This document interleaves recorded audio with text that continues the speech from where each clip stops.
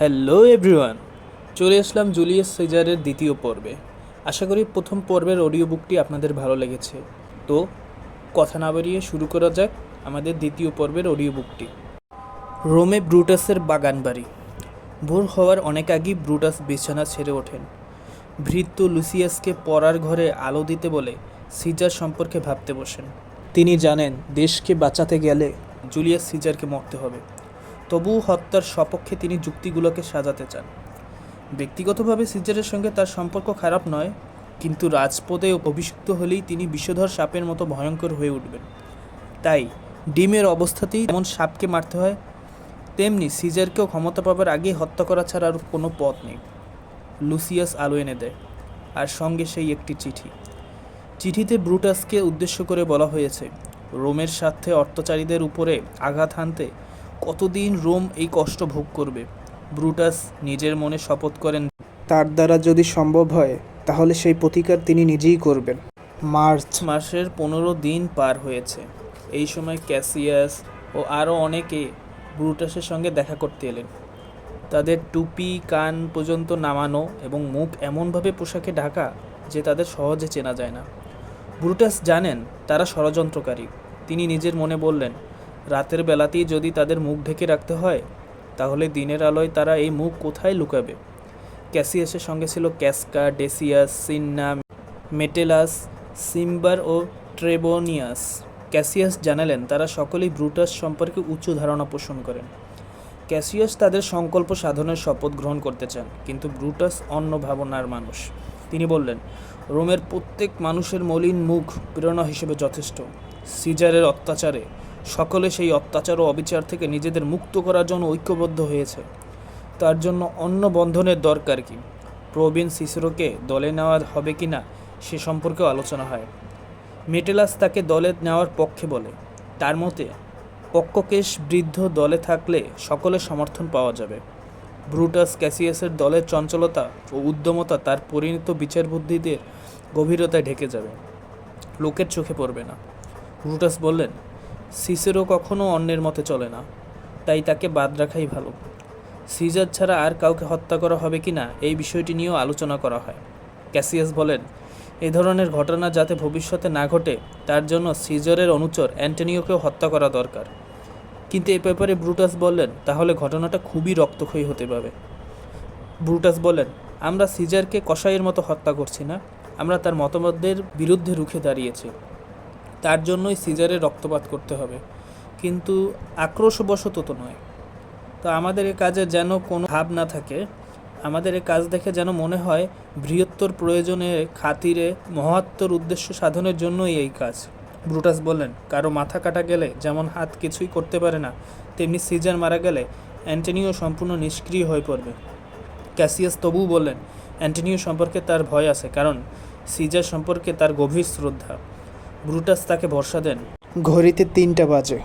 Caesar সেদিন body থেকে বেরোবেন কিনা এই নিয়ে সংশয় দেখা দেয়, কারণ সম্প্রতি সিজার কুসংস্কারচ্ছন্ন হয়ে উঠেছেন। রাতের অদ্ভুত ব্যাপার স্যাপার নিয়ে গণৎকারের সাবধান বাণী, তার ফলে সিজার পরিষদেও নাও আসতে পারে। ডেভিয়াস জানান যে তোষামত করে কি সিজারের সেই সিদ্ধান্ত বদলাতে পারবে, কারণ সিজার তো তোষামত পছন্দ করেন। ঠিক হয় যে সকাল 8টায় সিজারের বাড়ি গিয়ে তাকে পরিষদে নিয়ে আসবেন। সকলে চলে যায়। ব্রুটাস কেবল ভাবে। ব্রুটাসের স্ত্রী পোর্সিয়া স্বামীর পাশে এসে দাঁড়ায়। ব্রুটাস বলে, এত সকালে কেন উঠলে, তোমার দুর্বল শরীরে যে ঠান্ডা লাগবে।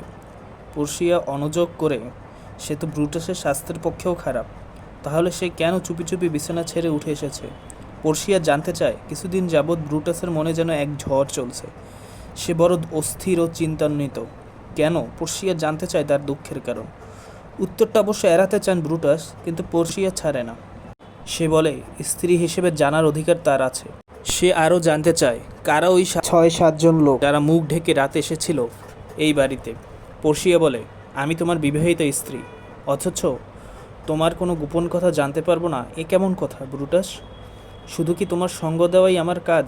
পোর্সিয়া কথা দেন যে স্বামীর গোপন কথা গোপনই থাকবে। ব্রুটাসও কথা দিলেন যে তার সমস্ত পরিকল্পনার কথা, তার দুশ্চিন্তার কারণ সবই পোর্সিয়াকে বুঝিয়ে বলবেন। কে যেন করা না রে। কায়াস লিগারিয়াস নামে একজন অসুস্থ কিন্তু বীরত্বপূর্ণ মানুষ ব্রুটাসের সঙ্গে দেখা করতে এসেছে। লিগারিয়াস জানালো যে সে সমস্ত অসুস্থতাকে ঝেড়ে ফেলে দিয়েছে। ব্রুটাসের পাশে থেকে সে দেশের কাজ করতে চায়। বলে, আমায় কোথায় যেতে হবে, কি করতে হবে কিছুই জানি না। ব্রুটাস পথ দেখিয়ে নিয়ে যাচ্ছে, এটাই যথেষ্ট। এদিকে রাতের পোশাকে জুলিয়াস সিজার নিজের বাড়িতেও অস্থির। ঝড়, বৃষ্টি, বজ্রপাতের অস্বাভাবিক দুর্যোগপূর্ণ রাত তাকে চঞ্চল করে তুলছে। রাতের বেলা ঘুমন্ত কালপূর্ণিয়া 3 বার চিৎকার করে উঠেছে, কে আছো বাঁচাও, সিজারকে খুন করেছে। সিজার ভৃত্যকে হুকুম করেন সে যেন পুরোহিতদের কাছে গিয়ে দেবতাদের উৎসর্গ দিতে বলেন এবং তার সাফল্য সম্পর্কে পুরোহিতদের অভিমত জানায়। কালপূর্ণিয়া এলেন। তিনি সিজারকে অনুরোধ করেন যে সিজার যেন সেদিন প্রাসাদের বাইরে না যান। সিজার সে অনুরোধ মানতে অস্বীকার করে বললেন, যেসব ঘটনা কালপূর্ণিয়াকে ভয় দেখিয়েছে তারা কেবল সিজারের পিঠের অংশ দেখেছে, তার মুখ দেখেনি। দেখলে পালাতে পথ পাবে না। কালপূর্ণিয়ার তবুও ভয় পায়। আগের রাতে অনেক অস্বাভাবিক অলৌকিক ঘটনা ঘটে গেছে। কবরের মুখ খুলে যাওয়ায় তার মধ্যে মৃতদেহ দেখা গেছে। বাতাসে শোনা গেছে যুদ্ধের শব্দ।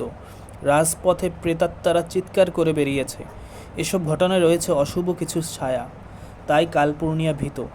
সিজার বলেন, দেবতাদের যা অভিপ্রেত তা ঘটবেই। তবু তিনি যাবেনই, আর যা ঘটেছে সিজারের কাছে তার কোনো অর্থ নেই। কালপূর্ণিয়া তবুও বললেন, ভিখিরির মৃত্যু হলে আকাশে ধূমকেতু দেখা যায় না, কিন্তু রাজার মৃত্যু হলে সমস্ত আকাশ জ্বলে ওঠে।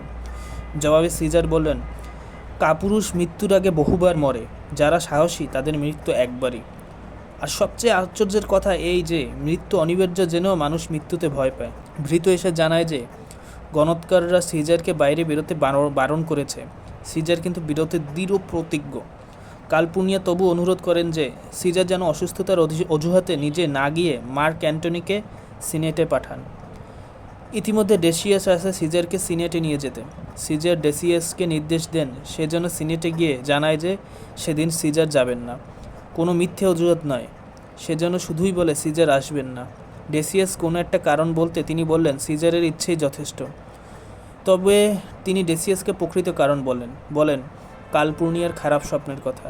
সেই স্বপ্নে কালপূর্ণিয়া দেখেছেন সিজারের প্রতিমূর্তি থেকে অজস্র ধারায় রক্ত বার হচ্ছে, আর রোমের মানুষ হাসতে হাসতে সেই রক্তে হাত ধুচ্ছে।